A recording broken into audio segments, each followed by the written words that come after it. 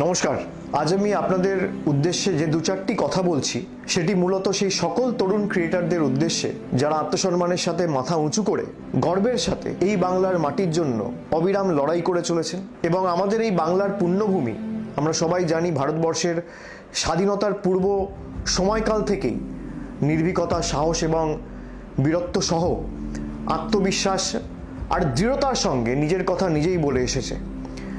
British সরকারের শাসন থেকে যখন সারা দেশের মানুষ সবাই মুক্তির পথ অনুসন্ধান করছিলেন, ঠিক তখনই এই বাংলার সংগ্রামী মাটির সন্তান সন্ততিরা ভারতবর্ষের জাগরণের দিশা দেখিয়েছিলেন সমগ্র দেশবাসীকে। বিশ্ববরেণ্য কবিগুরু রবীন্দ্রনাথ ঠাকুর, ভারত পথিক রাজা রামমোহন রায়, বীর সন্ন্যাসী স্বামী বিবেকানন্দ, পণ্ডিত ঈশ্বরচন্দ্র বিদ্যাসাগরের মতো মহামানবদের জন্ম দিয়েছে এই বাংলার মাটি, যারা জাতির আত্মাকে জাগিয়ে তুলেছিলেন, প্রতিবাদের ভাষা শিখিয়েছিলেন, সহমর্মিতা বোধ শিখিয়েছিলেন এবং তারা বাংলাকে বিশ্ব দরবারে পৌঁছে দিয়েছিলেন নিজেদের কর্মের মধ্যে, নিজেদের আত্মবলিদানের মাধ্যমে। বর্তমান সময়ে আমাদের লড়াইয়ের ময়দান হয়তো বদলেছে।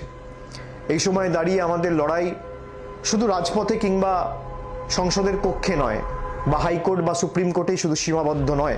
প্রতিটি মুহূর্তে আমাদের লড়াই চলছে মোবাইল স্ক্রিনে, সমাজ মাধ্যমে, ডিজিটাল দুনিয়ায়। সেখানে বাংলা বিরোধীরা, দিল্লির জমিদাররা, বাংলা ভাষা বিরোধীরা প্রতি মুহূর্তে ধারাবাহিকভাবে, ইচ্ছাকৃতভাবে মিথ্যাচার ছড়াচ্ছে, কুৎসা রটাচ্ছে, বাংলার নামে অপপ্রচার করছে। এবং শুধুমাত্র তাই নয়, বারে বারে ইচ্ছাকৃতভাবে এই পুণ্যভূমির বাংলার সম্মানকে কিভাবে নষ্ট করা যায় তার জন্য একাধিক প্রচেষ্টা দিনের পর দিন চালিয়ে যাচ্ছে।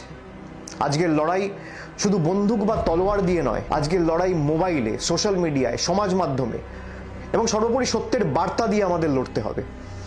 বাংলার আত্মসম্মান যারা প্রতিদিন নষ্ট করে বা আত্মসম্মানে যারা প্রতিদিন আঘাত করছে, যারা মিথ্যা ও ঘৃণার রাজনীতি ছড়াচ্ছে, সাম্প্রদায়িকতার বীজ বপন করছে, তাদের জবাব দিতে হবে তথ্য দিয়ে, পরিসংখ্যান দিয়ে, যুক্তি দিয়ে আর আত্মবিশ্বাসের সাথে বাংলার গৌরব দিয়ে। বাংলা বিরোধীরা এবং দিল্লির জমিদাররা তারা বাংলাকে শুধু অপমানিত করছে তাই নয়, দেশ তথা বিশ্ব দরবারে বাংলাকে ভুলভাবে উপস্থাপিত করছে। এই বাংলা বিরোধীরা বাংলার গৌরবকে নষ্ট করার প্রক্রিয়া চালাচ্ছে। যারা বাংলায় বসবাস করে না, বাংলা ভাষা জানে না, বাংলায় কথা বলতে জানে না, বাংলা পড়তে পারে না, যারা বাংলার হৃদস্পন্দনকে বোঝে না, তাদের বিরুদ্ধে আমাদের লড়তে হবে। এবং এই কারণেই আমি আজকে একটি বিশেষ উদ্যোগ চালু করছি, যার নাম হচ্ছে আমি বাংলার ডিজিটাল যোদ্ধা। এই ডিজিটাল যুগে জনগণের দ্বারা পরিচালিত এটি একটি বাহিনী বা একটা আর্মি বলা যেতে পারে। এমন এক বাহিনী যারা নতুন সৃষ্টিতে বিশ্বাস করেন, স্বপ্ন দেখতে ভালোবাসেন, যারা আমাদের মাতৃভূমি এই বাংলার কৃষ্টি সংস্কৃতি রক্ষার্থে সবসময় লড়াই করতে